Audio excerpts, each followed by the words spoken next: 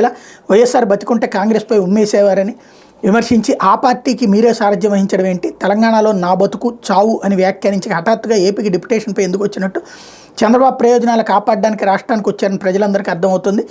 అడ్డగోలు విభజన హోదాను చట్టంలో చేర్చకుండా ఏపీ కాంగ్రెస్ తీరంద్రోహం, అందుకే నోటాకు 1.28% ఓట్లు, కాంగ్రెస్కు 1.17% ఓట్లు, కనుమరుగైన కాంగ్రెస్ని బతికించడం అంటే శవానికి జీవం పోయడం లాంటిది అంటూ అది సజ్జల రామకృష్ణారెడ్డి స్టేట్మెంట్. అట్లాగే అంతా అప్పులే అభివృద్ధి ఎక్కడ అంటూ ఏపీ కాంగ్రెస్ నూతన చీఫ్ షర్మిల విమర్శలు. ఒక్కరికైనా ఉద్యోగం వచ్చిందా, కొత్త పరిశ్రమలైనా వచ్చాయా, హోదా కోసం దీక్షలు చేసిన జగన్ నేడు నిజమైన ఉద్యమాలు చేయడం, మనుషులు చనిపోతున్న బీజేపీకి మద్దతు ఇస్తారు. మరోవైపు వైవి సుబ్బారెడ్డి స్టేట్మెంట్, పక్క రాష్ట్రం నుంచి వచ్చి ఇక్కడ అభివృద్ధి జరగలేదంటే ఎలా, తెలంగాణలో రాజకీయాలు చేసి ఇప్పుడు ఏపీకి వచ్చి ఇలా మాట్లాడితే ఎలా, వైఎస్ఆర్ పేరు ఎఫ్ఐఆర్లో చేర్పించిందే కాంగ్రెస్, షర్మిల కాదు ఎవరొచ్చినా మా ప్రభుత్వాన్ని ఏమీ చేయలేదు.